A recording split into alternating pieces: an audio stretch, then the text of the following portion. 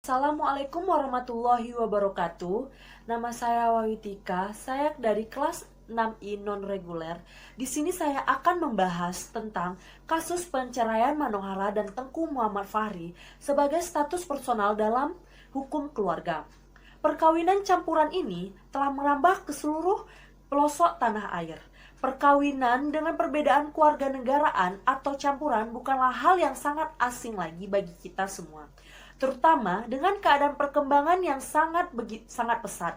Bahkan, permasalahan mengenai perkawinan yang di dalam perkara tersebut terdapat unsur perdata internasional telah terjadi dari sejak dahulu.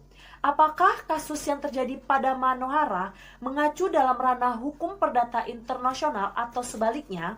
Baiklah, di sini saya akan membahas isu dan masalah hukum keluarga Manohara.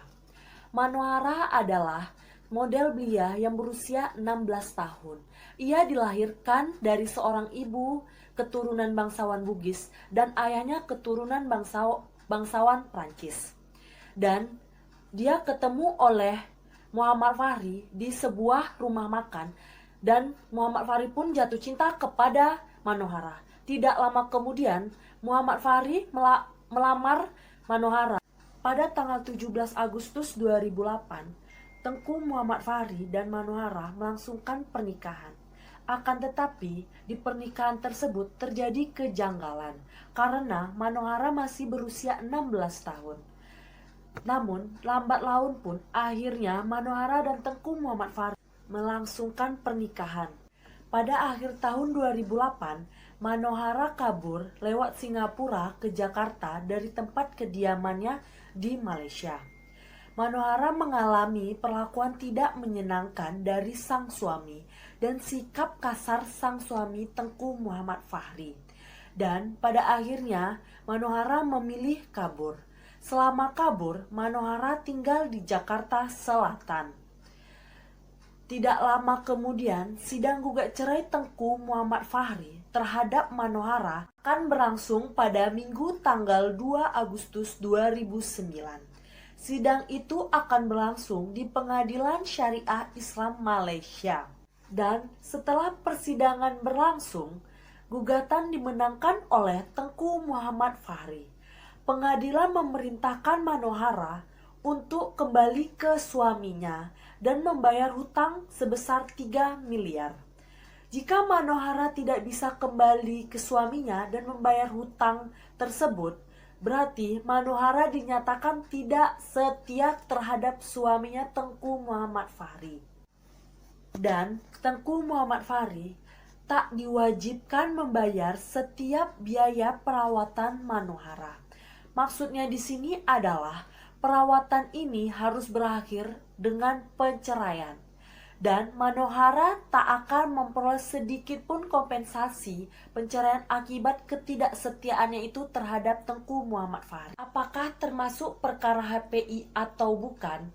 Ya, termasuk dalam perkara HPI karena terdapat unsur asing di mana kedua orang tua mereka memiliki kewarganegaraan yang berbeda.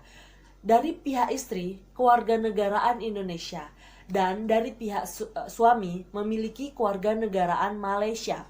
Dengan adanya perbedaan kewarganegaraan ini menunjukkan bahwa perkara tersebut termasuk HPI karena pernikahan ini diadakan di Malaysia. Dan hukum mana yang berlaku di dalam perkawinan tersebut? Baiklah, di sini saya akan menjelaskan hukum yang berlaku adalah hukum Malaysia. Kenapa? Karena di mana pernikahan itu berlangsung atau diresmikannya suatu pernikahan itu disebut lex loci celebration. Dan jika didapatkan perceraian, akan diproseslah penceraian itu di Malaysia. Kenapa tidak di Indonesia? Ya, karena berdasarkan fakta, tidak diketahui pernikahan ini sudah terdaftar atau belum di catatan sipil di Indonesia, bahwa kedua belah pihak telah menikah. Sehingga untuk kepastian hukum tersebut, maka hukum yang diterapkan oleh kedua belah pihak adalah hukum Malaysia, karena di sana mereka melangsungkan pernikahan mereka tersebut. Baiklah, saya akan menyimpulkan kasus tersebut bahwa penyeludupan hukum yang banyak dilakukan oleh masyarakat tidak dapat dibenarkan oleh sistem hukum di Indonesia karena sudah menyimpang ketentuan-ketentuan hukum di Indonesia. Akan tetapi, penegakan hukum dari birokrasi di Indonesia kurang jeli melihat kasus ini. Misalnya saja, dalam perkawinan beda agama, perkawinan campuran, serta panitia pencatatan sipil di Indonesia masih saja mengesahkan akta perkawinan beda agama ataupun campuran yang dilakukan dari luar negeri tersebut, walaupun tanpa mengeluarkan akta nikah yang sah menurut hukum Indonesia. Apabila hal ini terus-menerus dilakukan, maka masyarakat Indonesia akan terus berusaha untuk melakukan penyeludupan hukum tersebut. Karena tidak adanya aturan yang jelas ataupun ketegasan dari para dinas terkait. Adapun saran yang dapat saya sampaikan adalah hendaknya dibuat suatu peraturan hukum yang jelas guna membatasi dan mengawasi tindakan penyeludupan hukum tersebut agar terciptanya suatu sistem hukum yang baik serta dilakukannya penyuluhan kepada seluruh elemen baik dinas terkait maupun masyarakat agar tidak melakukan suatu perbuatan yang mana perbuatan hukum tersebut belum jelas peraturannya. Walaupun ingin melakukan perbuatan hukum, sebaiknya perbuatan itu tidak dilakukan atau dibawa ke dalam sistem hukum Indonesia, supaya tidak terjadinya pelanggaran terus-menerus terhadap masyarakat di Indonesia.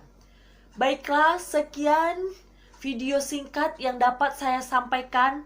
Apabila ada kata saya yang salah, mohon dimaafkan. Wabillahi taufik walhidayah. Wassalamualaikum warahmatullahi wabarakatuh.